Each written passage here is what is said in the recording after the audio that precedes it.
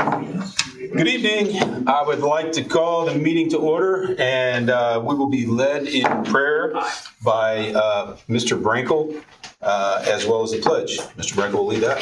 Stand So so. please rise. Dear Lord, we thank you for another day, and we thank you for allowing us to get together to do the county's business. And we ask that you grant us wisdom and discernment as we proceed with our meeting tonight.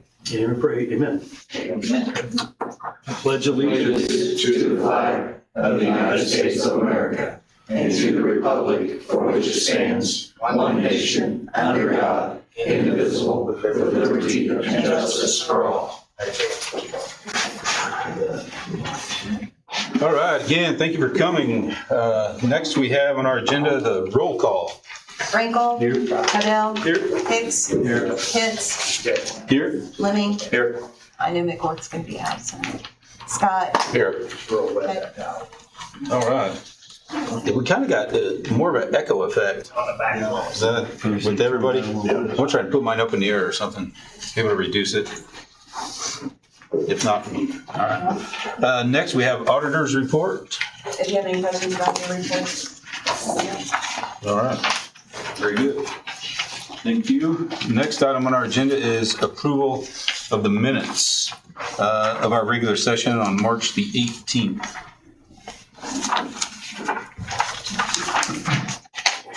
So moved. All right, we have a motion to approve by Mr. Brankel. Second. We have a second by Mr. Lemming. Are there any questions or comments regarding the minutes? If not, all in favor, please signify by saying aye. Aye. And those opposed, same sign. Motion carries. The next item on our agenda is Grant County Prosecutor Scott Hunt. Best dressed man in the room. I don't know. There's a couple other people dressed pretty nice. Just for you, Mr. Case. Out of respect. I'm here, it's kind of a simple request. I'm asking for an addition of an appropriation line item on a pretrial diversion fund, which is not part of the general fund. This is a part of isolated funds with the prosecutor. The purpose of this additional appropriation and the creation of an expense account is to pay $4,000 for a subscription agreement. The idea behind this is to have a third party, and it is $4,000, run our diversion and deferral program. They do this for numerous counties around the state. We believe it would be more efficient to do it that way, so I'd ask for this expense line item and in the amount of $4,000 be approved.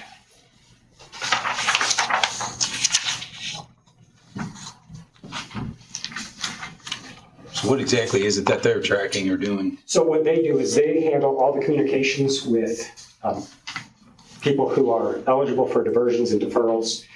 They handle the initial contact, the initial consult. They deal with all the paperwork. They file all the paperwork, or they prepare all the paperwork to be filed, reviewed by our office. And so what that does is it allows our office not to have to deal with those things. It's all handled outside. And we actually have a position created right now for that.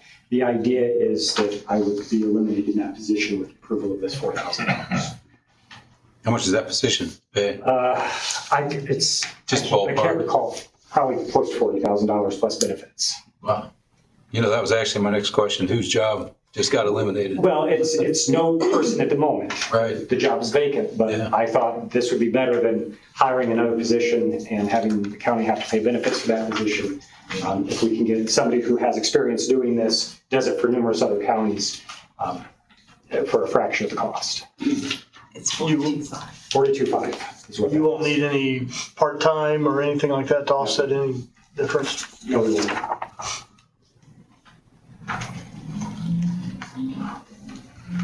You paid out with the version. Yeah, this is So it's not not on a general fund. This is not a general fund expense.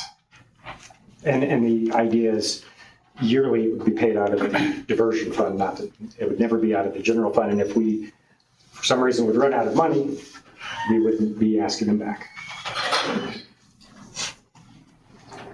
Good deal. Yeah, it is a good deal. All right. Chair would entertain a motion. So moved. Second.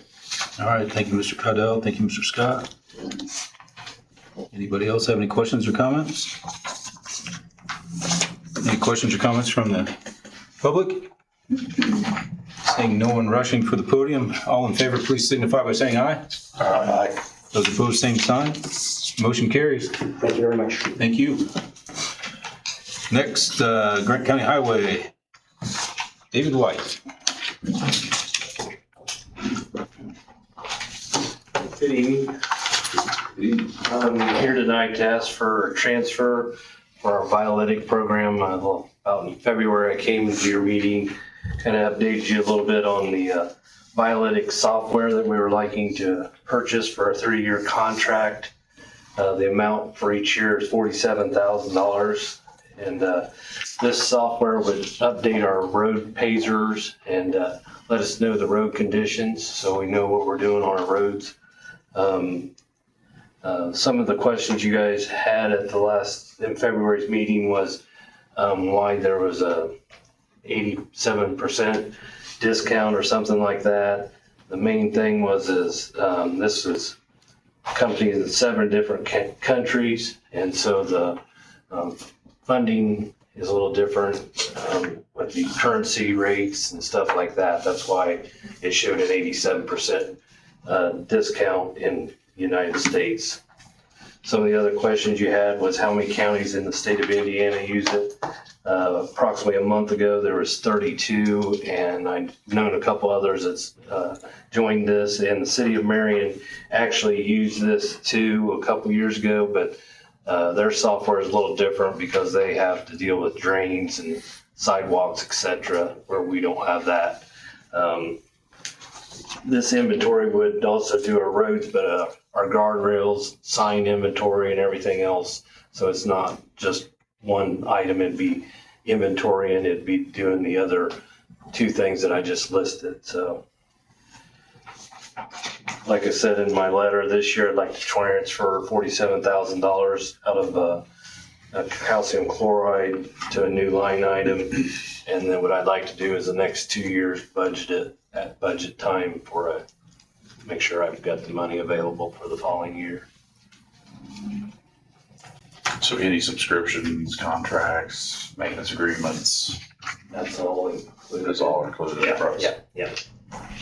4 different cameras to inventory that, and they're all under warranty for the first year, so I believe it is. And then all the education to make sure that we're doing it, downloading it, and everything else. So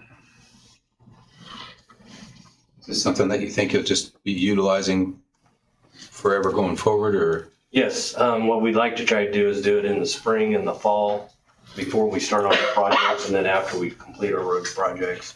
So then we can kind of look back each year and see where we are and where we need to go, kind of thing.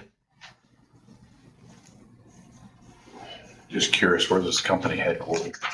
Do you know? I do not know that.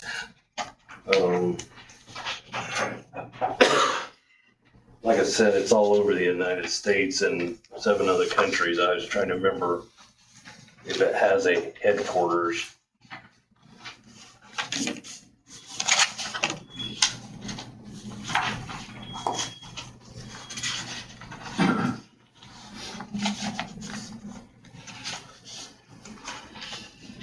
I really don't know, to be honest with you on that.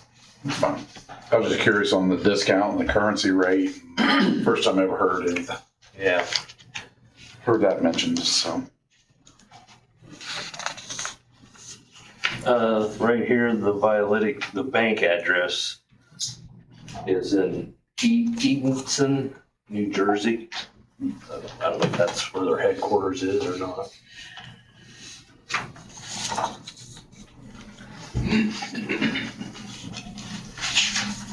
Chair would entertain a motion regarding this request. Mr. President, I'll move to approve the request. Thank you, Mr. Scott. Second that, Mr. President. All right. Thank you, Mr. Brinkle. Any members of the council have any other questions? Any questions? Public? Seeing none, all in favor, please signify by saying aye. Aye. Those opposed, same sign. Motion carries. Thank you. Thank you. I got your great big book of everything here. Oh, okay. All my bridges. Yeah. Yeah. Yeah, it is. We're gonna pass around, we're gonna do a test next month. Next item on our agenda, Grant County Civil Defense, Mr. Bob Jackson. Good evening. Civil defense harked me back a lot of years. So I'm here tonight to request additional funding for some vehicles. We talked about this last month, and I apologize that some of the figures that you have in your packet are not correct. These are the most recent things as of yesterday. There, I want to make sure that you have the most accurate figures in front of you to make your decisions. Through that.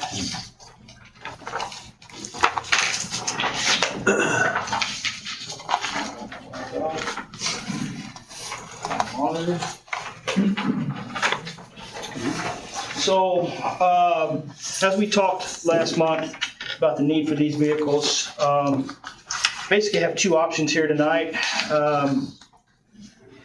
But I will say this, before we go into another winter season, 3 of these vehicles probably coming off the road. I don't think in good conscience I can put them out on the road. Those are car 4, car 2, and car 5, the ones listed there. So what we've done is I reached back out to our vendors for updated quotes. The Tahoes the Silverados we talked about last time are no longer available at that price or at any price at this point. They do have a 2025 Tahoe that they listed for $52,260, and then Dodge, who did give me a quote in February, but at that time they could not guarantee that those trucks would be available, so I didn't list them originally. After speaking to them last week, the way that Chrysler builds their vehicles, those will be available, and at the price of $44,322. So those figures are accurate as of yesterday. So you have option 1, replacing 4 of those vehicles. Let me speak to the highway department vehicles. Spoke again with the highway department, with the sheriff's department. The sheriff's department currently has no vehicles that really would serve for us. I think that we would just be taking on more headaches than what we already have. The highway department vehicles, even though they are high mileage, they are far better suited for what we do, and I think they would buy us critical time at this point for us to move forward with the plan to get into a regular 10-year rotation, which is on page 2. If you look at that, is how we plan to move forward so that we don't get back in this situation again. However, the figures on page 2 are our best guesses at this point. There again, I think as we move forward, working with the other department and agencies in the county that have vehicles that could be utilized, we will, I think we're in a better position to make a concerted effort to acquire vehicles that way rather than purchase new. So that plan, even though I think the dates for replacing vehicles are still accurate, those, whether we do it with new vehicles or hand-me-downs from other departments, as long as those hand-me-downs suit the needs. I guess because I looked at the one that was in the packet and you had this Silverado there, and I didn't know if it was a 4x4 or not. What then I looked at, and granted this isn't real scientific, this is online, Carfax, Sure. new cars, Chevy Colorado, rear-wheel drive, $34,000 MSRP, four-wheel drive MSRP, $38,000. So I'm thinking there's money to be saved there. Do you really need four-wheel drives? All of these Impalas obviously were front-wheel drives. And the other kicker to that is we're replacing these Impalas, which we're probably getting 25 to 30 miles a gallon with vehicles that are going to get 15 to 20 maybe. Yes, so the tradesman comes with a 6-cylinder. I'm not sure what the fuel mileage is on that. So as far as the need for the four-wheel drive, there were a lot of times we could not maneuver in the Indian Palace. So we use POVs, which is not a good situation for our people or for the county. Puts the county kind of in a liability situation when we send You said people out. POV. Private owned vehicle. Okay. So to try to eliminate that, and then there again, to be reactive when the weather's bad. We don't get a lot of calls out on sunny 70-degree days. It's raining, snowing, blowing, those kind of things. So when we're putting people out on the road, hence the need for the 4-wheel drive. Are these Ram tradesmen, are they full-size trucks? Or I don't know. So they're 1,500. It's a work truck. It's a stock plain Jane truck. Crew cab? Yep. It does have a crew cab, and we looked at that with a straight cab. So not a lot of savings there, and so there are a lot of times when we are picking people up, moving things around, and there a lot of the personal protective gear is usually kept inside in your pallets in the back seat.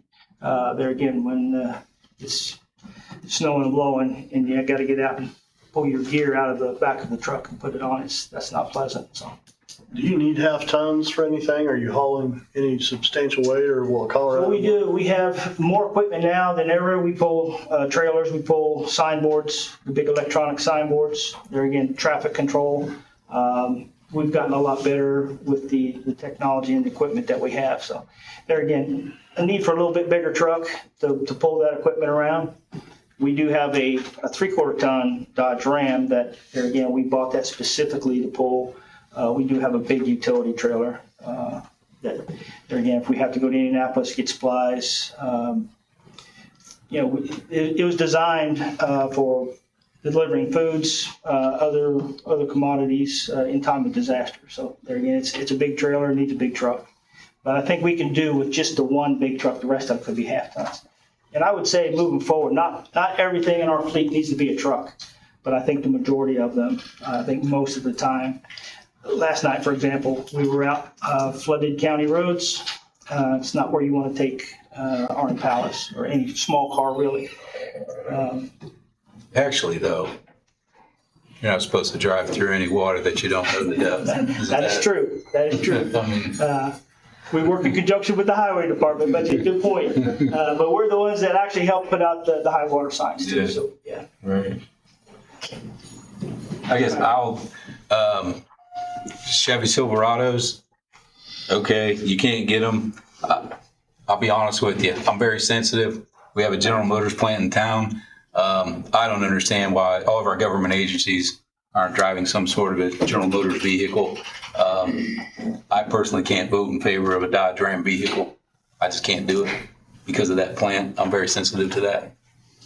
I think we have to recognize that. The other thing is, I don't, my own opinion, if you're going from Impalas, you could have a smaller truck. You could have a Chevy Colorado. If it's a rear-wheel drive, that's $10,000 difference over this. If it's a 4-wheel drive, it's still about $6,000 or $7,000.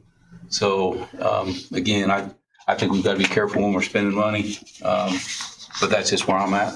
So I'll just let everybody know. In my opinion, it's going to be a little bit different. I think you've done your research and you know what you need safely out there. For me to tell you you need something smaller, that's not in my bailiwick to do that. So What was the tow capacity of a Colorado? 8,000 pounds? Honestly, I don't know because I didn't do the research on the Colorado. So I can't say what that is. There's the Chevy people in there that may know. Yeah. Do you know what it is? I would guess 5,000. 5,000. So a utility trailer probably would be close on that one.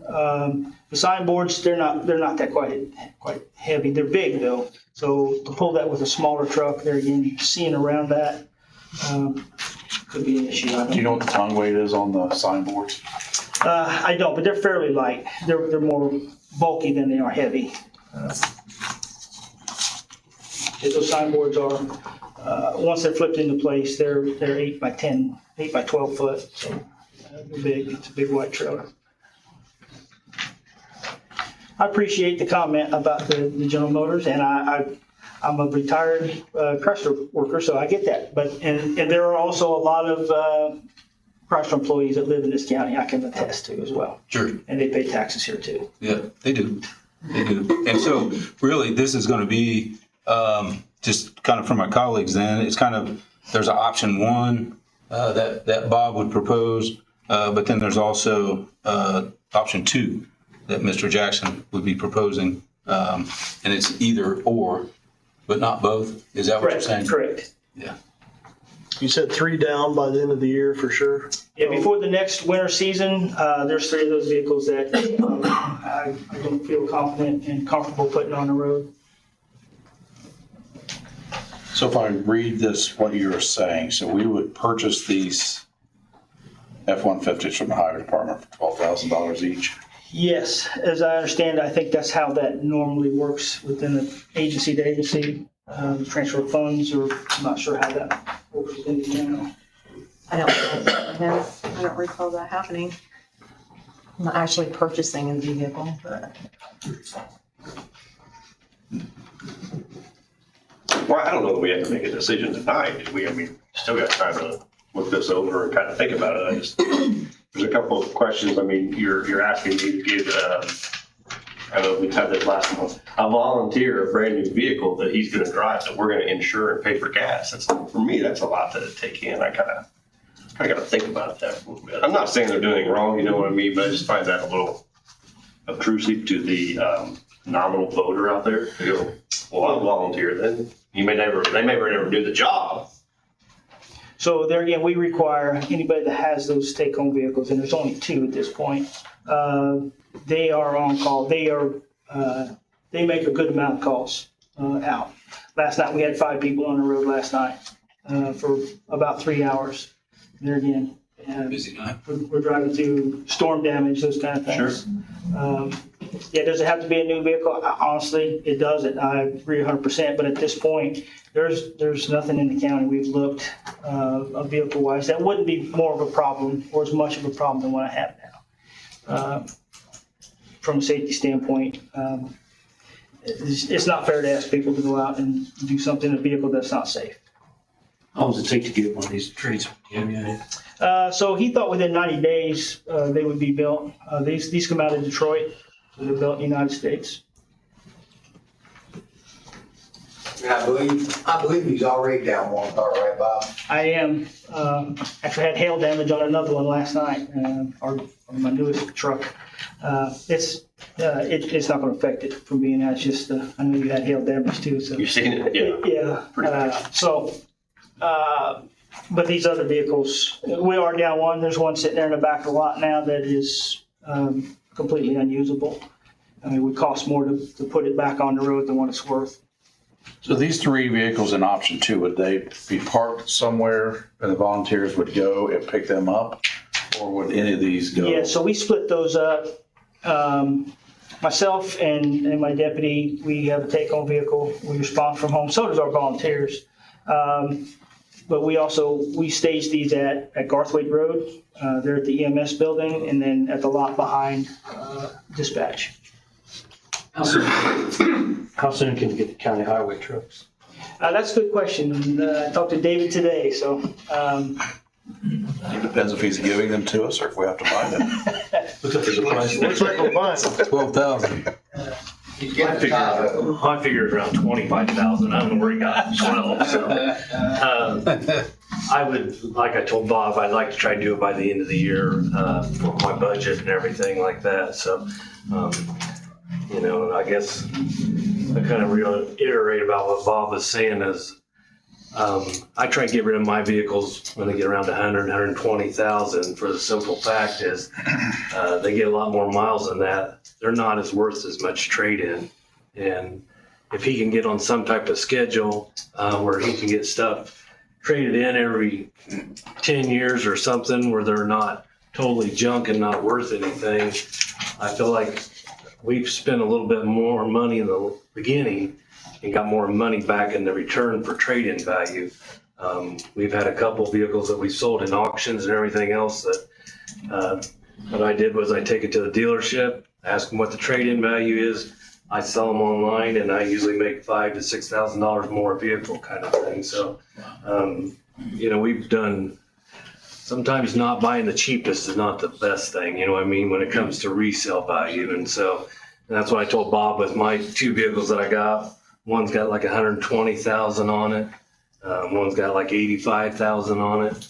I mean, they're gonna go for a while, but I would say in 5 to 6 years, they need to be on down the road kind of thing. Or then it's like he is right now, where you're trying to decide, is it worth putting money in something that's 20 years old or older that you know you're not gonna get your money back out of it if you ever did sell it kind of thing. So you never know when a transmission will go out or a motor, and then you know, you might as well not even waste your time. So that's my input on that. Well, I think to be fair, he's got a lot of old sheriff's department cars. If you know anything about them, they're driven like you hate them. Yeah, yeah. And so I think the days of that should come to an end. I think this is a good plan. I think moving forward, you're way more than civil defense. Yeah. I mean, you guys are out. I see you out there. I know what you're doing.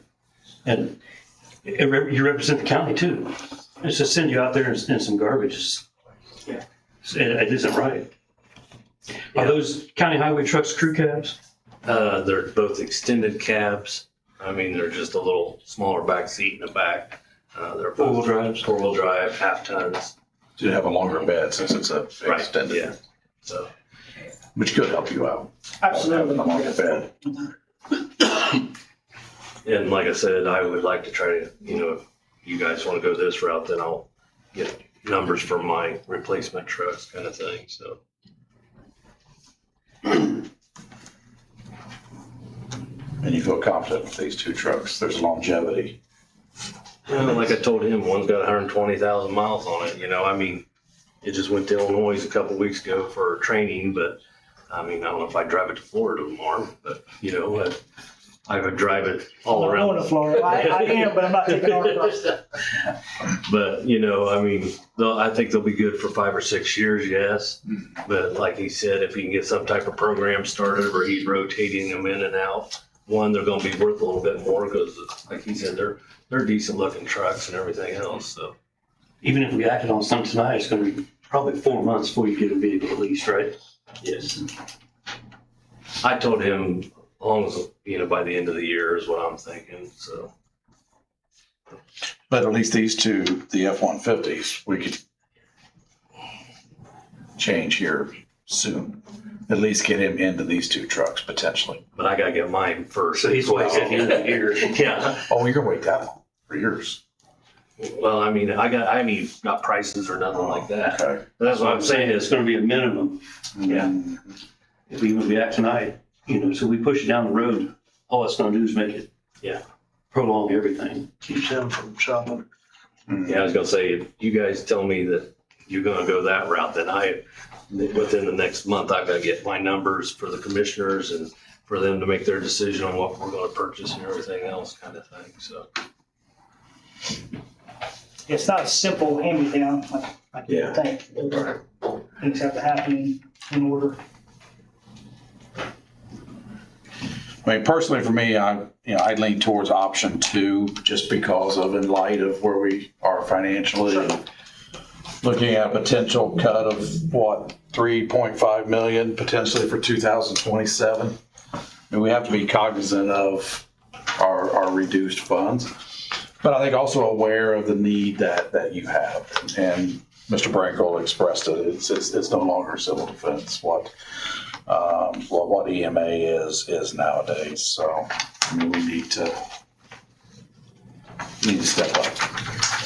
So I'm fully aware hand-me-down vehicles, I think, are probably a way better deal for the taxpayer, for all of us. Knowing how these vehicles are taken care of before and all through their life, I think the county in all gets better payback, return for the money, and take care of get the maximum use out of it. So can I jump ahead or jump back to page 2? Sure. So I like to look at things more than last year, this year, and next. I want to look at, you've got purchases now, 27, 28, 29, and 30. Yep. So that would put you on the plan. So if we do option 2, you're going to eliminate the truck with the highest miles, obviously. And that puts us into purchasing one a year. Is that correct? purchasing and/or acquiring one from another department. So it doesn't necessarily have to mean a purchase. I went with the worst case scenario. So this is the, if we're gonna, with no other options, we have to buy a new one, that's what it's gonna cost you about. But I think, particularly with the conversation we're having now with David and with the sheriff's department too, I think the possibility in the future for acquiring vehicles from other departments is greater. Mhm. And Mr. White, you're in the same scenario, you're trying to replace one per year? Yes and no. Sometimes it's 2 a year. I just kind of use the 2 oldest vehicles and what we're needing kind of thing. So usually it's 2 pickup trucks. Sometimes it's not every year. Sometimes last year we purchased 4 vehicles just because the 4 that we gave one to the commissioner's office for the maintenance director. Mhm. And then we also traded a couple in kind of thing. So just depends on how many vehicles we need. Just trying to wrap my head around, not just tonight, but 4 more years from now, where are we at? What are we doing? Do we really have a process in place?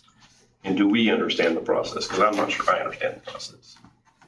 And the proper time to do that is at budget time. When I present that, knowing now that we have a plan, really a 10-year plan we can look at. So each year at budget time, we can. Yeah, but it's not just your department, correct? I mean, you're talking about using other departments in your plan too, right? So there again, I think for department heads, we should be talking to each other and seeing what assets are out there that we can utilize and share and get the biggest bang. Do you think we do that? I think we can do it better. But we do it. Yeah, and we do it, absolutely. You're looking at 2 guys that do it almost daily now. I was gonna say, and I just talked to the maintenance director here the other day. He called because he heard I was maybe gonna get rid of some vehicles, and he was wanting to know maybe if I could trade his in and take it as trade in and give him another vehicle. So I told him when I got ready to do it, I'd get back with him kind of thing, so. So does the commissioner see like a spreadsheet on all these vehicles that we're doing? We present everything that we purchase and everything like that off of them. Do you, Angie, do you get like a list of all the different like sheriff's cars and highway departments and? That's all information that's on our fixed asset website. All It makes it right. easier to search, there again, whether their assets are out there. I guess personally, I don't see any reason to kick it down the road another month. I don't know what I don't know what advantage that would be at this point. Yeah, unfortunately, initially, I don't know that it gets much cheaper. Option 1 is, I think, our quickest, easiest way out of it, and move forward.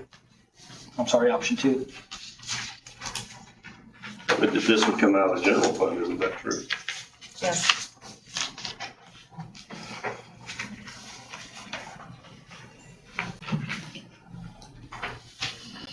I want to be sensitive to Mr. Kitz's, feelings as well. I mean, does it make sense to approve an option either up to an amount? I mean, we know we're not going to do anything for the next few months, like you stated. I mean, does it make sense to approve an option and an amount and allow this to take place so they can move forward, and then come back with either a Silverado or a tradesman or whatever it may be if it falls within that parameter? Or am I overthinking? I guess I didn't really understand what you're saying. So I would say, let me just paraphrase. Please. I would say option 1, but you scratch the tradesman and you're gonna do a Colorado 4-wheel drive, and then you're gonna have a Ram, a Chevy, and a Ford, because you're getting the Fords from him. And you would be at about 100,000. No. 105,000? No. What I was saying was, like for me, I feel comfortable with option 2. Oh, Okay, so knowing that we're going to purchase a new truck of some sort at this point, recognizing we're going to assume the 2 assets from the highway department, approve option 2. And potentially an overall dollar amount, $68,000 or $70,000, to allow Bob to still look around and see if he can find a Chevy Silverado or something that might be a little bit cheaper. Okay. I like my option better. And I guess what you could do, what you were talking about before was a dollar amount, because I guess what I was using as an example was about $5,000 less. But maybe Mr. Jackson can't find it, I don't know. I guess I was just trying to get away from a full-size truck. If a smaller truck will do it, because currently you're using an Impala. So now all of a sudden you have to have a four-wheel drive truck. And before you're using an Impala, I'm just thinking taxpayer dollars, this is general fund money. Right. And we need to try and conserve every dollar that we can. But, you know, it's wherever people want to vote and whatever anybody wants to do. So I guess, you know, follow a motion, but it certainly, you know, I don't have to wreck that plan. All you got to have is 4 votes. So, are you ready for a motion? Yes, absolutely. I'm just gonna go ahead and make a motion for option 2 as it's presented. And I think you've done your homework, you know what you need. And that's my motion, option 2. All right, I'll second that all right. because the EMA is not doing what it did 10 years ago. And that changes yearly and you need something different. As far as that little Chevy Colorado, forget them things, them are useless. My neighbor has one and hates it. He drives his old 83 Dodge Dakota. All right. Well said. Thank you, Mr. Brangle. Thank you, Mr. Hicks. Any other comments from the council or thoughts?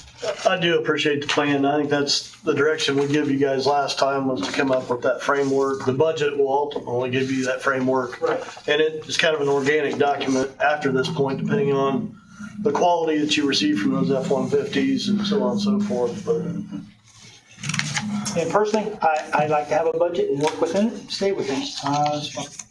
It's my personal. I appreciate you going back and coming back with the plan, looking at it that way. Appreciate that. With that, anyone from the public have a question or comment regarding this item on our agenda? Yes, Mr. Pooling.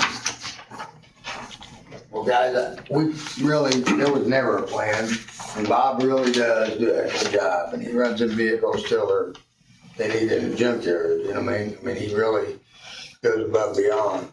We kind of knew this when we were on the council, that we were going to plan for this, you know what I mean? So that's why this is coming. And he does a lot, and he goes above and beyond. I just appreciate you guys helping out. All right, thank you. All right, and with that, we'll move it to a vote. All in favor, please signify by saying aye. Aye. And those opposed, same sign. That would just be me. Aye. Motion carries. Thank you, Mr. Jackson. Thank you. I appreciate all the support, and we will do everything we can to make you proud. All right, yep, thank you.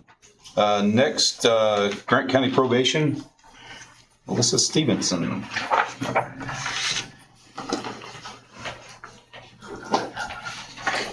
Good evening. Good evening. Good evening. In your packet, you should have received a letter with several items for tonight. The first one being outlining the need to fill a soon-to-be juvenile probation officer vacancy due to an upcoming retirement.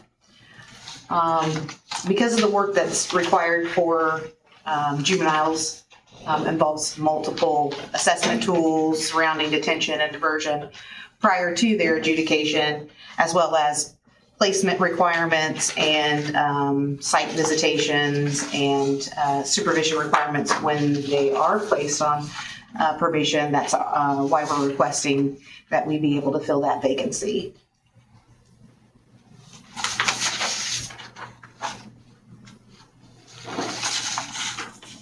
I would say you could probably do them all if you want to. Oh, all of them? Okay. So then we'll move into the grants. The pretrial mental health court grants were discussed at the budget hearings. I guess maybe I'll stop because that is general fund. So maybe do you guys want to do them separate or? We can do them separate. Okay. All right, we'll do that. The replacement of vacancy for the juvenile probation officer for that retirement set for May 1, so that way you'll know that you can basically start looking for that next candidate and get it posted and everything. So I'll ask for a motion regarding that. To clarify, this is not any grant funds. The juvenile vacancy, correct, that's a general fund. I'd make a motion to replace the vacancy as presented. All right, thank you, Mr. Lemon. Do we have a second? I'll second that. All right, thank you, Mr. Brinkle. We have a motion and a second to replace that vacancy. Any other questions or comments from the council? Any questions or comments from the public? Hearing none, all in favor, please signify by saying aye. Aye. And those opposed, same sign. Motion carries. Thank you. So then we can move on to the pretrial and mental health court grants. Those were discussed during the budget hearings, and at that time we didn't really have the information about the grant awards and things like that. At the time of the grant application, we were not aware that there was going to be 27th pay in 26. Since we received the grant awards, we've been working with the state on a grant. I'm receiving an amendment for both of these to cover the deficits and salaries that was created by the 27th pay. So what we wanted to do was exhaust our options first before to cover those deficits in hopes of avoiding to asking the council for an additional appropriation. So we were fortunate to have those amendments approved, so we were able to get those. That's why we're a little bit later presenting on these two grants. The money's here, but just making you aware of the kind of the timeline, why it's a little bit later than usual. But we wanted to try to make sure we were good with covering those deficits that were going to come out of that. So the pretrial services award was from the Office of Court Services was $268,531, which includes full funding of salaries for the 3 full-time probation officers assigned to pretrial services. And then it also covers $75,328 towards their benefits for these positions. It includes staff training, funding for public defender representation at meaningful first appearances. So you might recall that the funding, some of you that have been here for a little while might recall that the funding took a different approach in 22 when they started changing the funding as it related to benefits. And so they started out as a cap of 30%. Now they've gotten more in our favor in terms of funding for that. So this year we were able to reduce the anticipated deficit for the benefits down to $17,842.24. That's anticipated. If everybody works every day and things like that, nothing happens. The commissioners have consistently agreed to pay the remaining percent of the fringe benefits. I presented on this earlier this month to the commissioners, and they agreed to honor that as well. So they are willing to pay the deficit of the benefits out of their budget designated for employee benefits. But because it includes all of that information, wanted to bring that up to you, to your attention as well.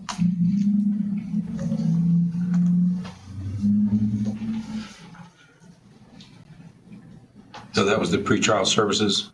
Yeah, so that's pretrial services.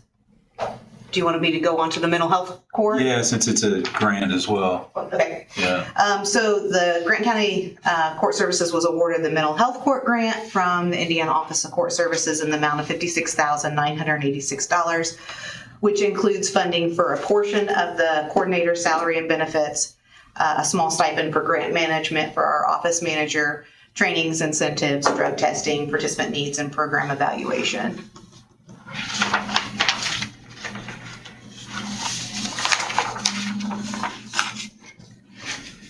All right, does anybody have any question regarding these two grants? The commissioners have approved these grants. Yeah, I brought all the grants that we received, that we will be receiving this year to them earlier this month.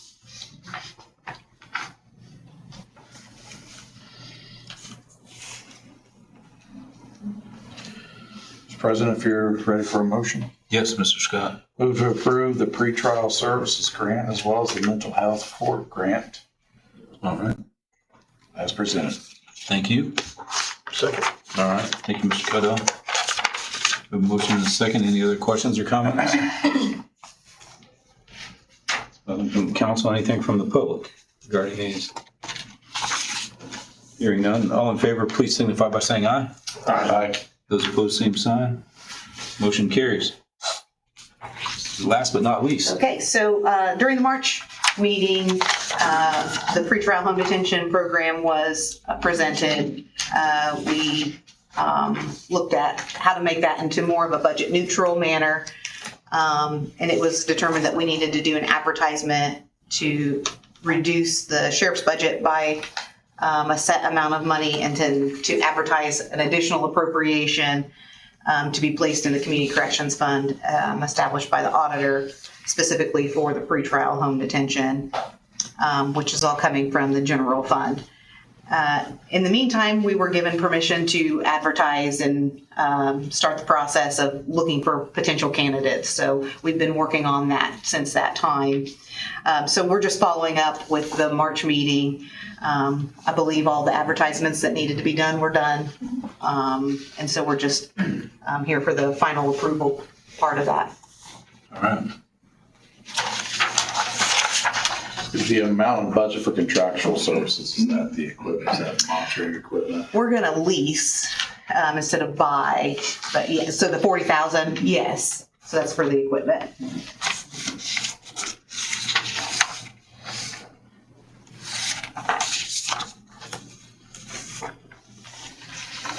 Is that what you're doing now with the other monitoring equipment as well? We actually purchased, and so we will look at leasing instead this way. What do you think that's more advantageous than? That's a great question. Chris would have that answer because he's the one that has to sort through all of that. But See, if it was an advantage one way, it would be all the way, but maybe there's something. So the reason that, Mike, the reason that we were able to access grant money at a particular time that allowed us to purchase equipment during that time. So we spent that money, bought a set of equipment.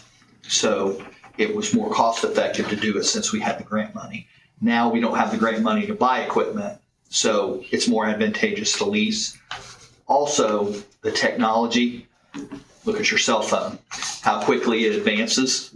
So it makes more sense to have the best technology that we have. So we lease now because the equipment's easier to turn over. And we have a great partnership with them. So if you didn't have the grant, then you would lease that equipment instead of. Exactly. And matter of fact, we are leasing equipment right now. So we own about 30 units and then we're leasing equipment on top of that. So if we have they let us keep so many lease units on the shelf. So if we have one of our own units that goes down, we go into a lease unit and switch that equipment out.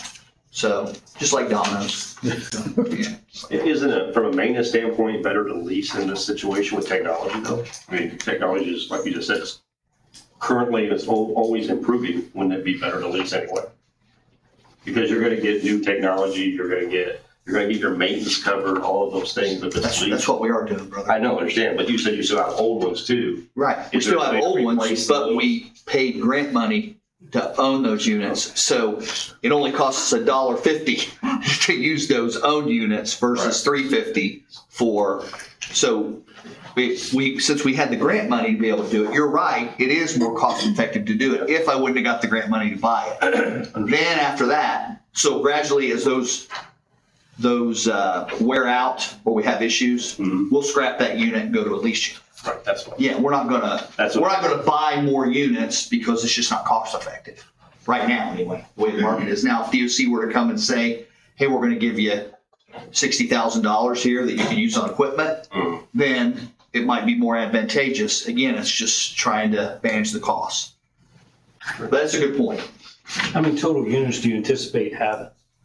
So for the program that we have outlined right now, it's 30 that we have. That would determine the number of inmates that you can have on pretrial home detention? Based on the Correct. number of. Correct. So max would be 30 would be 30 right now, but So they've also agreed to allow us to have a couple extra on the shelf. So we would have a little bit of wiggle room. And then, there is the potential that if it's working really well, do we look at opening it up a little bit more? So, but, we don't want to overpromise and underdeliver. we want to walk before we run. I mean, we want to make sure that everybody's safe. We've never done this before, and so we want to make sure we do it right, public safe. You guys are happy with it, and we'll see where we go. Anything else? Appreciate it. Thank you. How do we vote on the reduction of appropriations? Is that tied to this vote? I would do two, just to be on the safe side, please. Which that has to be after the fact. Yeah. Obviously. You have to make a motion to reduce first and then But add second. Have you an idea how long the average person will be on? So we've talked, so this comes out of a work group, this kind of concept. It comes out of a work group where we placed a lot of players, just as stakeholders involved into that. And so we've talked with like the prosecutor's office, the public defender, the courts. And so our hope is that we're going to do a 90-day review hearing, and we're hoping that some decisions will be made and cases will be disposed in that time frame. So that's our hope. We'll see how that works out, but we have some, the idea is the probation officer that will be overseeing this particular program will do kind of a summary report for the courts, which will be available to the attorneys, and that can help decide if they're doing really well on supervision. That's going to be favorable. If they're not, probably not so favorable, but then that can help kind of give information to the parties so that they can help decide what's in the best interest of this individual. So the hope is that we'll get an idea of how well they're doing to help speed up that process as well. So if they're receiving services on their own, if they go and get treatment, that information will be included. If they have been encouraged and they don't want to go, that information will also be included. So it'll just give maybe a little bit clearer picture of who we're working with. But the goal is for that, at that 90-day hearing, that there could be a resolution reached at that point. It's a good byproduct, I guess, of the program is perhaps that these might actually be resolved quicker than what they might have already or otherwise been, as I see the prosecutor nodding back there. Yes. So it's kind of a good thing then. Yeah. So it's a lot of collaboration with stakeholders to be able to say, how do we help in any way that we can to look at how do we get people access to care? How do we look at the jail overcrowding issue, so. All right. So the first motion, I guess, would be for a $200,000 reduction in the sheriff's. is that correct? I mean, if we vote no on this, then we don't need to reduce the. Okay. Yeah. So That would be true say too. that should be second, Okay. personally. All right. Then the first vote would be for $200,000 appropriation to be placed in the Community Corrections Fund. Could you make that 198, 153 like the budget indicates, Okay. please? And I don't have those numbers right in front of me. Oh, it's on this here. It's on. Oh, okay. Yep. Because it's a separate fund, because the rest of them are grants. Yeah. So what we're doing first is agreeing to what's on this sheet right here. Yes. Yes. And then if it passes, then we'll go back and entertain taking it from the sheriff. Correct. So the $200,000 for the pretrial home detention number 9606. Is that what you're talking about? No, you're gonna do an additional appropriation for 198, 153 for the pretrial home detention department within the county general fund. Okay. And then the reduction of 200,000 in the sheriff's department in the county general fund. Okay. Do you need the fund number? Do we need to state the fund number that's coming out of? No, thank you. That was a serious question. No. All right. And we, Okay, so for the additional appropriation of the 198, 153 for the general fund, for the community corrections fund, for this pretrial home detention program. That was a lot. Chair would entertain a motion. So moved. All right, thank you, Mr. Codell. Do we have a second? Second. All right, thank you, Mr. Scott. Any other questions or comments from the council? Hearing none. Anything from the public regarding this? I actually just had a quick question, if I may. I know sometimes in these home detention programs that You might need to come to the microphone though, so that I probably should. I'm gonna save for the Usually minute. I'm loud enough. Yeah, It's just a question of and understanding. please state your name too. Do I really have to? You guys don't know me. Molly Early, 1717 Summerfield Drive, Marion, Indiana. Thank you. Honestly, it's an educational question. I know sometimes in these home detention programs, some of the cost of the equipment is passed back to the detainee for like having to use it. Is that something that has been done or is done or something? I don't know. So the expense that the clients generally pay are after they've been found guilty, accepted a plea, they are placed on that in lieu of incarceration. So that's the monitoring fee. This stage in the pretrial, that's the $40,000 that's in the budget, so that people who are incarcerated but maybe don't have the funds to be able to do home detention, Okay. are afforded that opportunity. So they don't have to pay the fees at pretrial. Okay, thank you for explaining. Yeah. I appreciate that because it's like, didn't understand. Yeah, sure.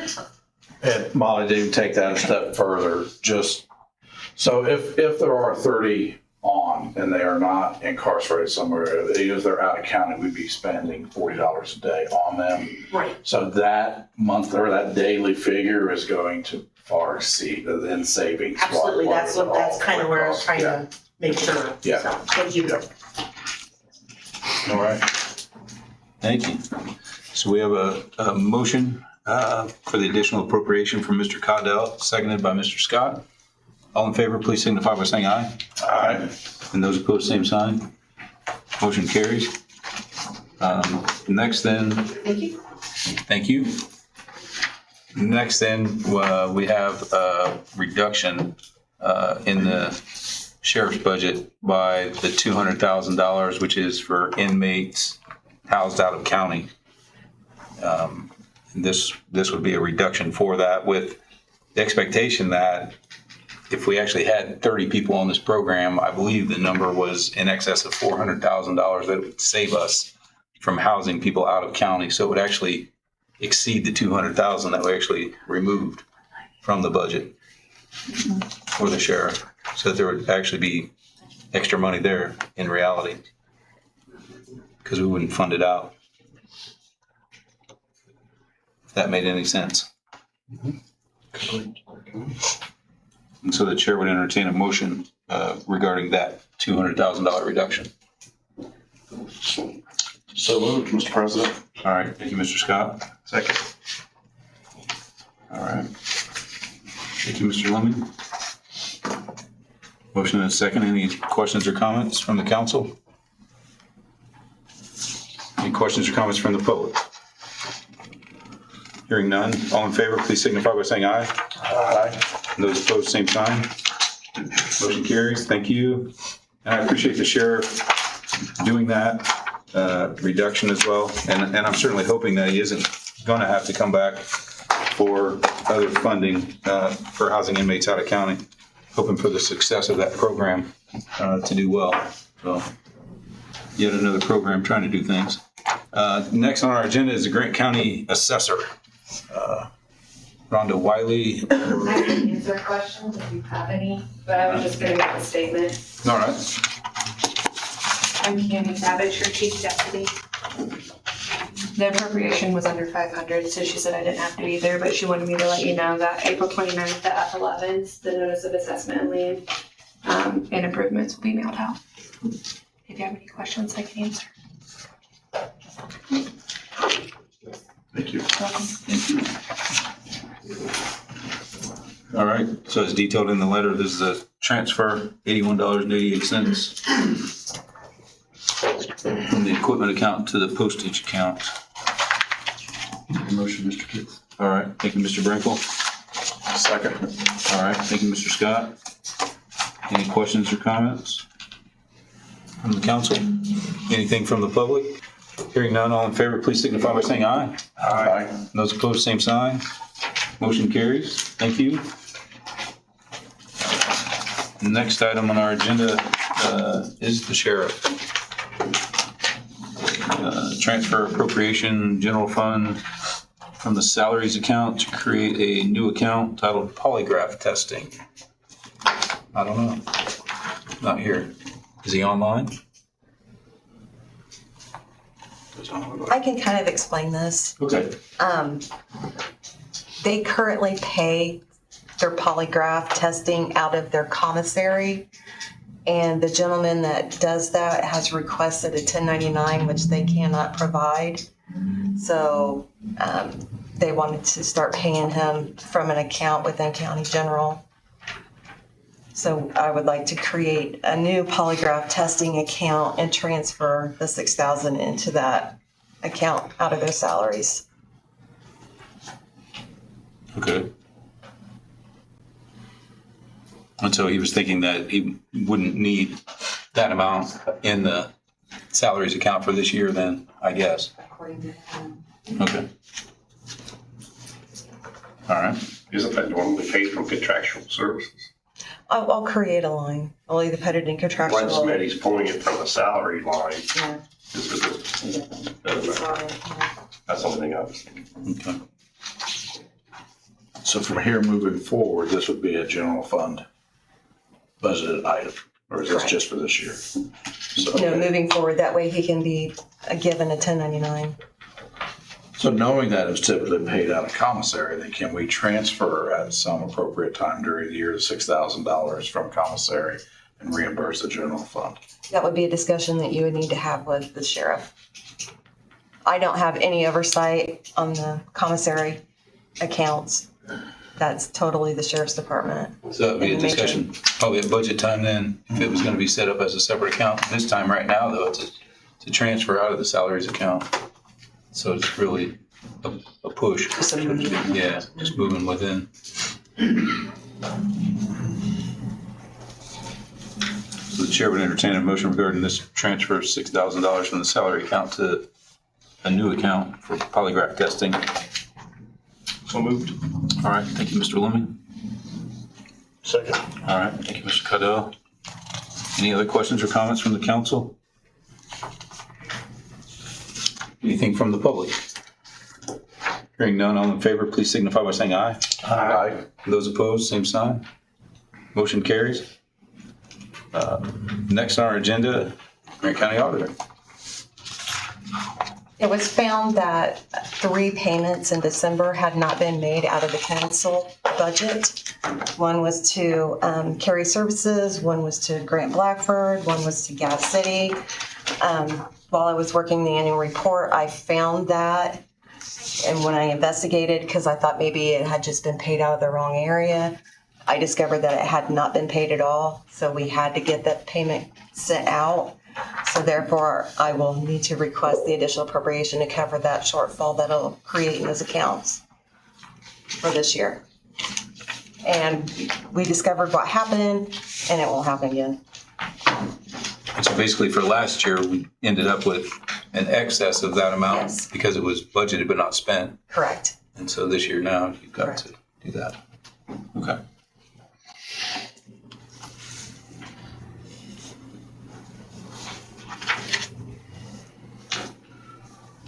Chair would entertain a motion regarding this request. So moved. All right, thank you, Mr. Scott. Second. All right, thank you, Mr. Brinkle. Any other questions or comments from the council? Any questions or comments from the public? Hearing none, all in favor, please signify by saying aye. Aye. Those opposed, same sign. Motion carries.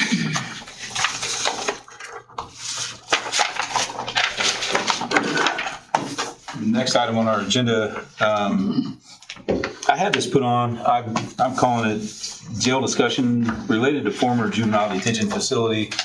And I think part of that, I just believe it's an overlooked asset that we have. It's been vacant for years. However, I believe this facility could be used either to house our inmates and treat them for mental health or drug addiction, or even as a drug rehab facility.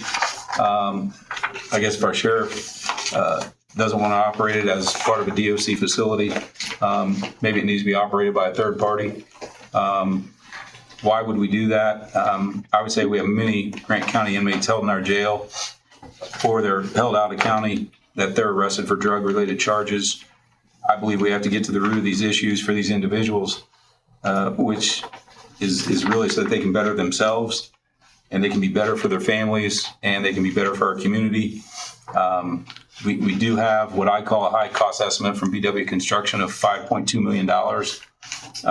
I believe this estimate could be much less if we actually use our jail inmate work crew, maintenance crew, and bid process for parts of the job that can't be done by any of those individuals. And kind of as a part of this thought process, I went with Judge Spitzer because he invited me as a member of the county council to go to the State of the Judiciary address on January 14th, 2026. This address is given each year by the Chief Justice of the Indiana Supreme Court to the Indiana General Assembly. In the address for this year, she noted a lot of programs throughout the state, throughout the counties, different counties. She noted an evidence-based pretrial program in Cass County, which is focusing on public safety with voluntary treatment and supportive services. The prosecutor, Noah Schaefer, says the program works because it employs the time-tested pillars of criminal justice: accountability, personal responsibility, and mercy. The estimated cost savings of the program, nearly $6 million, due to reduced jail costs, the elimination of 408 years of incarceration, and it has prompted treatment and prioritized public safety. She also noted Dearborn County utilizing IRACS, which Melissa Stevenson very familiar with, which is Integrated Reentry and Correctional Support, puts mental health and peer recovery specialists in the county jail.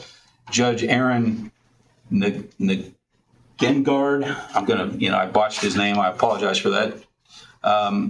But he noted people are going to get out of jail. We want them to come out better.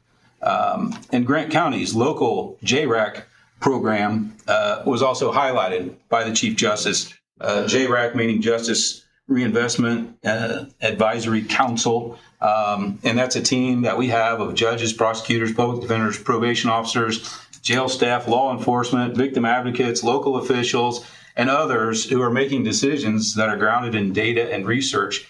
This is a collaborative effort that's reduced unnecessary detention, it's improved supervision outcomes, and it has strengthened public safety. And this program will actually help to train other people statewide. Again, this is innovation that Grant County is doing. And so I believe we need to keep pushing ourselves and even pushing our inmates. This pretrial home detention program, this is another one, trying to do something. I say that we got to continue to push above and beyond. Let's continue this collaboration. I think we need to utilize this unused asset. It's been something that I feel like we could start with. Is this something where, the commissioners come to you first and request the funding? Yes. I feel like it's almost like maybe we got to go the other way with it. And I would say we need about $100,000 for our maintenance crew to go in there and clean up the facility. And to kind of get started on what does this look like and things like that. Can we actually, do anything? We would have to advertise if we were going to do that. We would be putting money in a pot for our maintenance crew to go over there and work. But again, I feel like this is it's an asset that's sitting there. It's actually our newest facility that we even have, and we're doing nothing with it. I know Melissa Stevenson's office is in there, but we're just talking about the detention area, which has really been a neglected area. So I don't know if anybody else has any comments on the council related to anything like that, or how's a project like that get managed when you're kind of piecemealing it together like that? In my belief, it would start with our maintenance crew going over there, working on it, much the same way that they've been working over in the old Salem Bank building. I don't know if we're ever going to change the name of that building to something else, but everybody knows what I'm talking about when I say the old Salem Bank building. So it'd be a non-DOC facility. So what regulation or, that's my concern is the oversight of the regulation of the rehab. And what I'm saying is that I'm starting out, I'd rather see it as a jail facility, which is what it is. And I feel like, talking with the sheriff and trying to coordinate that more. I know so far, I wish he was here, but I know he's concerned of operating basically 2 jail facilities. So I guess I'm trying to say, let's try and be more creative then. If it costs too much to run it that way, then let's, have some other ideas on what we can do with it. But I do believe it starts with having the facility ready to roll in some manner from the standpoint of it's just been neglected, peeling paint and things like that inside. Well, I think the idea warrants merit. I think it addresses 2 of the needs that we've identified as issues with being drug addiction, mental health. It provides that opportunity, provides treatment opportunities, provides some cost savings, probably potentially more than anything, to where we are not absorbing the 40, which is going to increase to $42 a day. And if we potentially have 30, that's going to be coming onto the pretrial home detention. How many more can we bring home? And you have a whole other issue with, family dynamics and being closer. I mean, I get all of that. I think it was, Mark, how many years? We originally had, this body had approved, when it was discussed about females going to the old D home. 2 years, maybe 2.5 years. It was a few years ago, and this council actually approved the funding and the money for that to happen, and nothing happened from it whatsoever. It was brought up as a need, and then it went away. And so I agree with you. We have an asset that's just sitting there that is fully capable of providing something, and in turn, if the inmates or those who have been adjudicated can benefit from it, and they get the help they need, and they leave from here better, that's a huge savings to our community. Mm-hmm. And if we can save some money on the taxpayer end, it's a win-win all the way around. So Right. I know you put a lot of time, effort, and research in this, and you have been meeting with the stakeholders all the time, and I appreciate your efforts of moving forward. I think your idea has merit. I really do. And I guess the next step then would probably be talking to the commissioners more to try and, I guess, convince them that this would be something worthwhile. I think Mr. Poland was here, which I talked with him about this, which he's in favor of, but we just, at the present time, I haven't gotten another commissioner to really want to do that at the present time. So I just want to make sure I understand you correctly. Are you advocating that we as a council allocate $100,000 to clean up the building? Is that what you're saying? That is what I'm saying. For our crew, that would be over there to do that. It would be something we would have to separately advertise. I guess this is just a discussion item. It's kind of what we're talking about. Do you think that's what it would take, or is it like an up to amount, or just to get them started? I would think an up to amount, yeah, something to get them started. Yeah, I don't have full dollar amounts. I have spoken with Mr. Pulling, and he had gotten, he's getting more estimates on basically having everything done over there. And the boiler and the chiller were about $400,000 for that, to make that operational again. So it's kind of like there's a starting number of that, but these guys are just basically prepping the rest of it. Obviously, they don't do boiler and chiller installation. That would be a third party that would do it. Well, I think it's good discussion, but I'm sure brings up a lot of other questions as far as, what if we do that and they decide they're not going to use that building? Right. So, we'd have to have all of our ducks in a row before we could ever That would Yeah. never make any sense, I guess. I mean, I think at the end of the day, it's the commissioner's decision on that building. And I think it would be a lobbying effort, I guess, on our behalf as the council to say, hey, we're ready to fund this because, maybe this is a $2 to $3 million option as opposed to a larger option and more expense. So The uniqueness of county government, where you have all the elected officials and all the departments and who are involved. It's a two-way street. I mean, hopefully we get the cooperation on both ends. The commissioners could present an idea to us. We control the funding. Whatever idea that they bring to us, we could vote in favor or not. And then where are we at? At that point in time. So At some point, we're gonna have to agree on something. on something. And Mhm. there's nothing wrong with exploring different options, for sure, right. And I guess I was just trying to see where other people were on that thought to do that. And you must have stepped out, Mr. Pulling, you are here.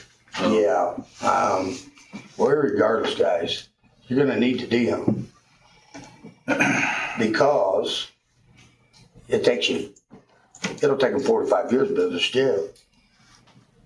You either keep spending $1.1 million, ship them now till the jail's built. Jail's built, you need more help. So you can never really count that $1.1 million. So you're really trying to build a $3 million budget, and your payment's $5,260,000. Because you can only count the jail tax.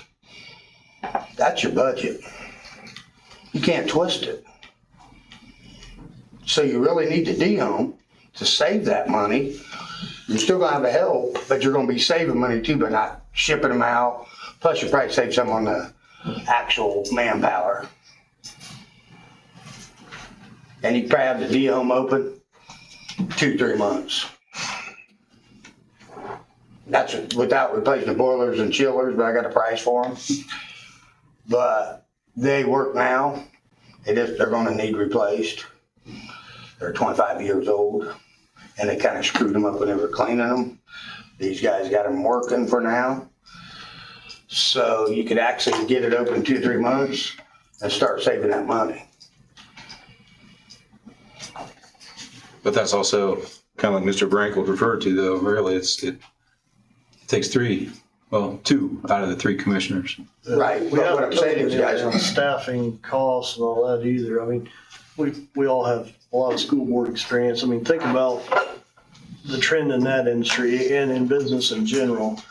Building a facility next to a facility. We don't build a new junior high 20 feet from a high school with separate services and personnel and staff. You want to consolidate and streamline all that. That's my concern, whether it's a pod add-on or a new facility or whatever. I think it needs to be as consolidated as much labor as possible and services.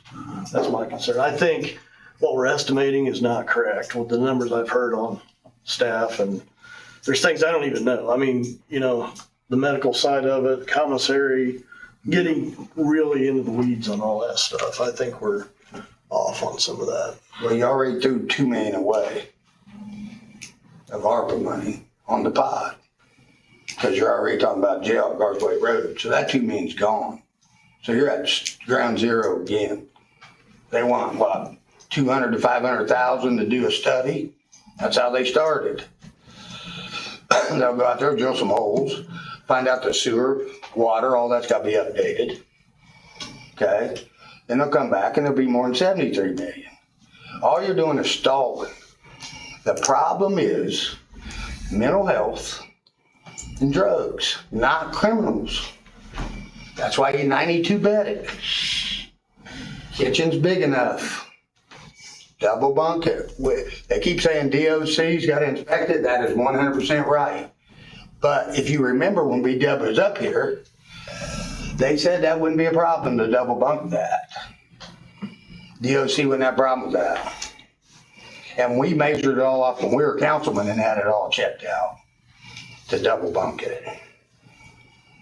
Your simplest problem, you're building a $3 million jail, guys. You got a $3 million budget, right? That's your tax, correct? Your payments, $5,260,000. How do you pay that payment on $3 million? We need to get to the D-hump. We need to alleviate this problem. And we cannot be sued by the federal government because the commissioners passed an ordinance, a resolution, that you can only have 274 people in that jail. That means we are the landlords. The sheriff can only have that many. He has to get the rest of them out of there. He can have them in there for a minute. But we can't get sued. If they come in, he's in trouble, not us. That's why we passed that resolution. We passed that 2 months ago. He is us. He is part of our county. It will fall on the sheriff. They won't be able to sue us because we as the commissioners control the buildings. When we passed that resolution, that's why we did it. And that's why we said they had to come to you guys to get the money in the resolution. We need to get the DM, guys. That's the bottom line. I think at the end of the day, though, it's gotta come from you commissioners, right? Correct, but I'm saying you guys are the money. And we need to get on with this because all we're doing is stalling time. We can't go to 911 now because we're waiting on the sprinkler system. So that slows us down by, who knows, 3 to 6 months probably, maybe longer. That's why the maintenance guys could be doing over there. I've already got bids on the boilers, the chillers, the beds. I guess I just need to talk more to Mr. Stewart, Yes. Mr. Middlesworth. Yeah, it has to be a majority, right? Yeah, because one commissioner can't do it. I understand what you're saying. Yeah. I understand that. But Yeah. I don't know that we can do anything as a fiscal body until you commissioners bring us something, right? Right, but I'm just, you guys keep talking about it, but you guys need to get on them and say, let's make a plan here. And if it's the jail, it's the jail. But what I'm saying is you need to get on with it. I mean, you're sitting over there smiling, Mr. Cowdeal, but you know what? Toddell, Yeah. I've been here for 5 years and I probably saved this county over 1.2 million. Good. And that's not counting stopping the consultants. So I do know what I'm talking about, and I've been doing this for 40 years. Been a commissioner for 40 years? No, I've been in business for 40 years, and that's what it takes, common sense in a businessman. So I've been here 40 years, and I've been here for 5 years, and I've been to these buildings way more than you have. These buildings are not ready to fall No one ever down. disputed that, Mr. Poling. Yes, you have. No, I haven't. All right, maybe we can Thank just you. move on. Thank you. All right. Anybody else from the council have any? Ms. Branco, I think you're right. I mean, we could approve the $100,000 and have 2 commissioners vote, but they don't support it, then we're nowhere with it. I just think we have to follow the procedure correctly. Right. However it plays out, it plays out. I mean, we all have an idea how we'd like to see things work and what we'd like to do, but at the end of the day, there's a procedure we have to follow.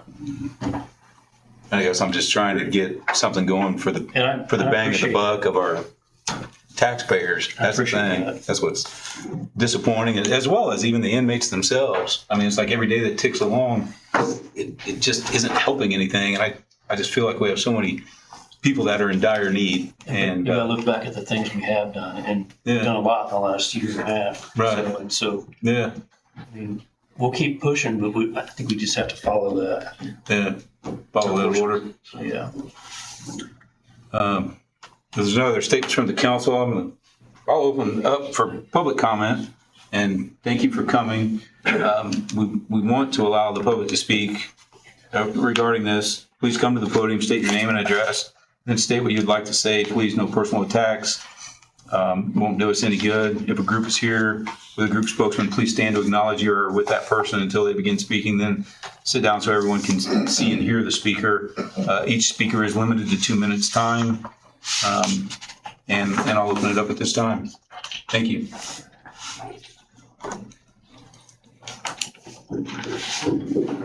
Good evening, gentlemen. I have a document that I'd like to get to you that will permit you from having to take notes, basically. It's information. Oh, okay, sure. If I could do that. Yes. And you are Mr. Duke?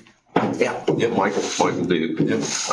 I've been saying out in the cornfields, out along Bradford Pike, but I've realized in the last couple of weeks that I'm actually closer to the location of Duville, Indiana, than I am Hanfield or Landis or, it's right there about a mile and a half away from me. That's a historical reference that it's not really there on the map like it used to be 50 years ago. But I thought maybe to lighten the, lighten. Yeah, I'm grabbing. Okay. Yeah, that's for the council members. Thank you, sir.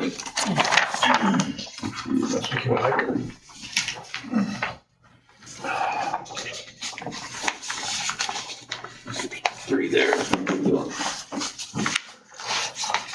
And really, my comments are, I'm going to say is on the first page. The second and third page are supporting data that gives basis for the number that I'm going to throw out.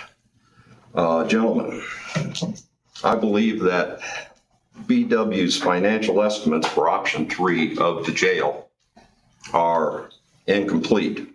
As such, they understate option 3's full cost.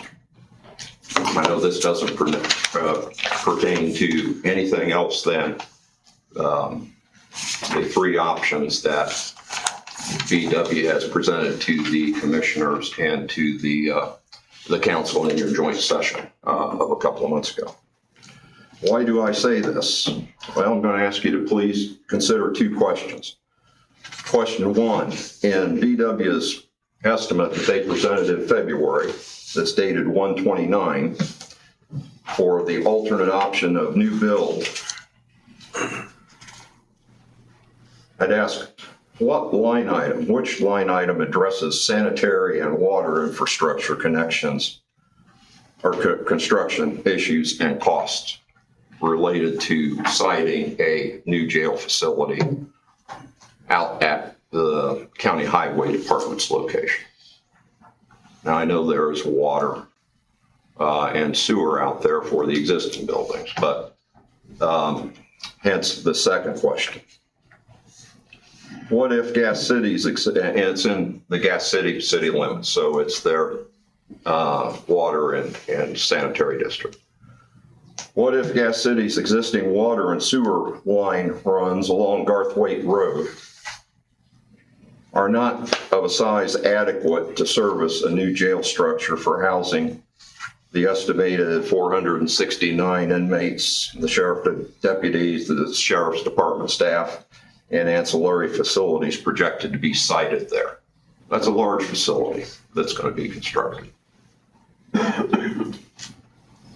I would hope that such costs are in B&W's January 19 projections that they presented to you in February, but I don't think so. Hence, I've included the second and third page that substantiates some information related to that assertion. My reasoning for this statement is my personal investigation to fact-find data about the nature of existing sanitation lines that are in place being a diameter of 8 inches. An old lift station that is in the sanitation line that runs from Gas City out to the county highway facility. And the existing water lines being a diameter of 6 inches that run from Gas City's water district. The length of these runs along Garthwaite for the sanitation lines is probably about 5,100 linear feet that would be of issue. And the water lines are going to be probably at least 7,000 linear feet. And I come up with these numbers by consulting and talking with Mr. Klein at the Gas City Planning Department. My assessment of the infrastructure costs that probably would have to be considered for putting such lines for sanitary and water in place for option 3, I in a layman's estimate, applying some common sense, I'm not a professional engineer, but I would reason that there's probably a cost of $2.5 million to $6.5 million, depending on a couple of factors that are articulated, those factors being articulated in pages 2 and 3. I would expect my estimates are maybe low also as a caveat, because my estimates do not include any other possible costs for lines to run from the property's entrance at the Garthwaite Road that would go back to wherever the buildings, structures are sited within Grant County's property out there. Nor any costs required for the exercise management of existing easements that would be necessary for installing new lines from Gas City out to the county highway to give proper infrastructure and servicing support.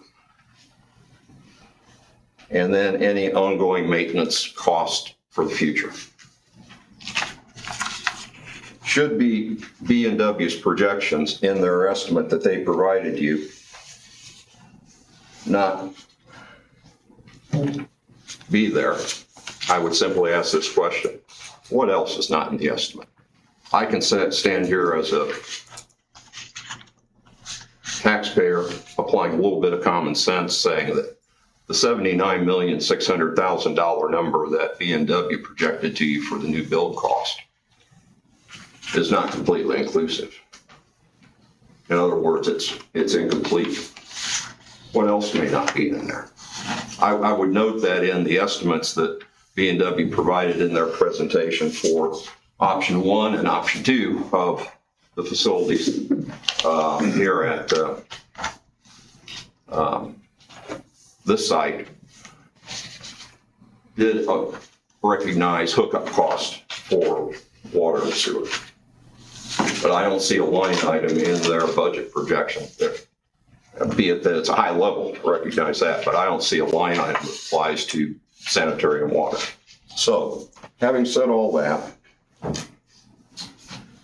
I'm just going to conclude by saying, please provide assurance to the taxpayers that deliverables from BW Consultants fully detail and describe options 1, 2, and 3, even though I'm talking specifically to option 3, before any serious further deliberations are conducted and any more taxpayer funds are committed to any additional design or engineering studies related to this jail issue.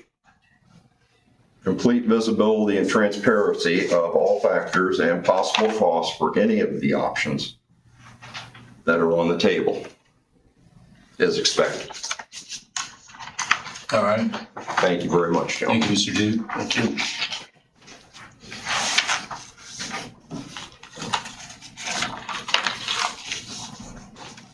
I don't know if anyone else has any public comments.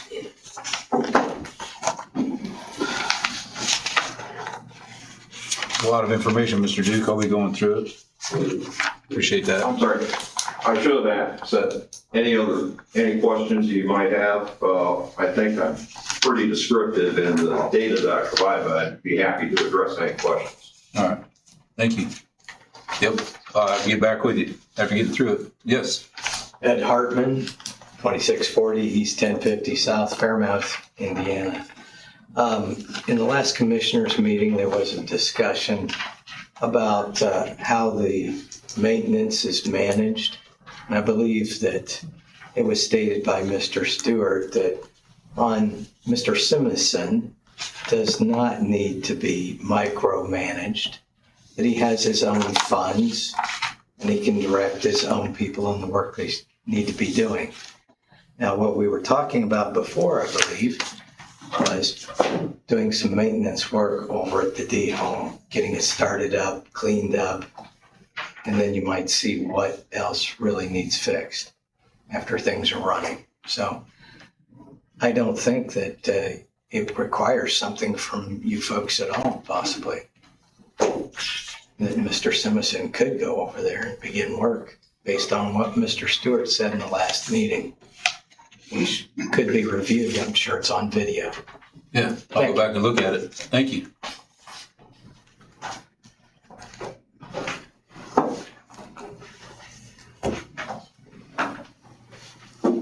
Oh, yes, sir.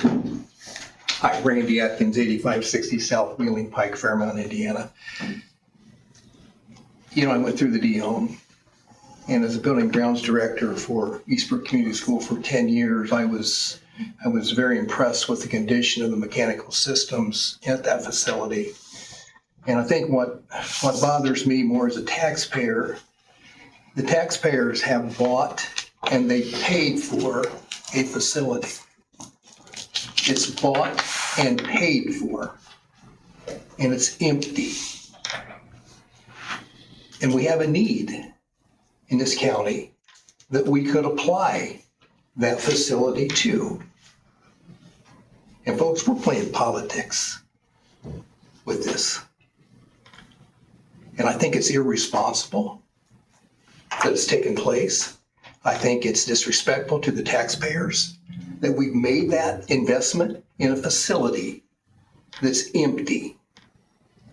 And we're trying to decide whether it's the commissioner's responsibility to make that decision or whether it's the council's responsibility. 4 of you can pass whatever you need to pass in order to get enough money appropriated for the maintenance crew to go over there and get the facility. It needs to be functional in some way rather than a storage unit. You've got an $8 million facility sitting there that was used as a storage unit. That is irresponsible for the elected officials to do that. Mr. Poling the man's in the maintenance business, and he's being denied the opportunity to at least go over and maintain it and take care of it. You know, whether you put anybody in there or not, it's too expensive and too good of a facility to be used as a storage unit. It's irresponsible on our elected officials, and it's disrespectful to the taxpayers that it's not being utilized. Thank you, Mr. Atkins.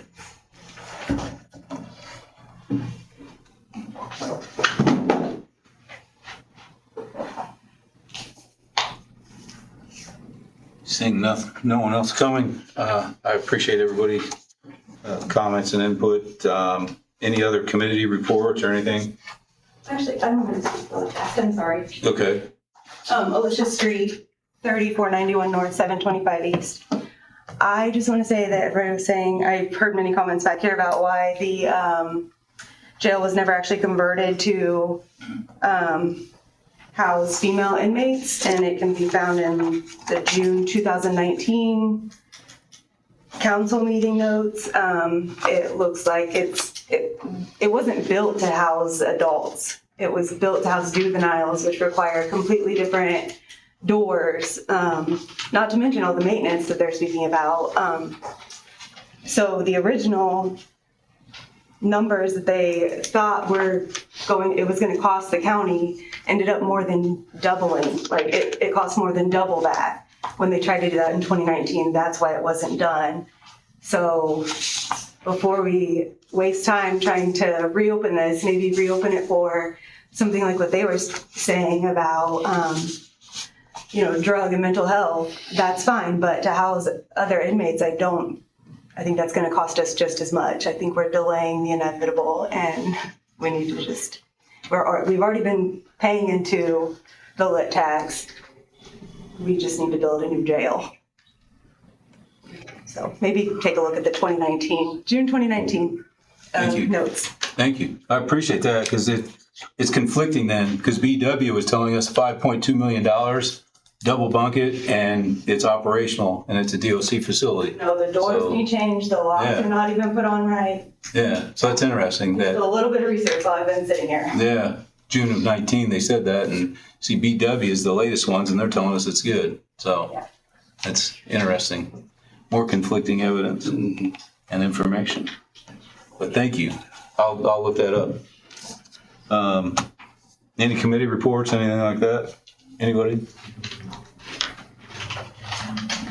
Hearing none. The upcoming meeting is Wednesday, May 20th, next month. Motion to adjourn. So moved. All right, thank you, Mr. Scott. Second. Thank you, Mr. Brankel. All in favor, please signify by saying aye. Aye. Aye. Those opposed, same sign. Motion carries. Thank you.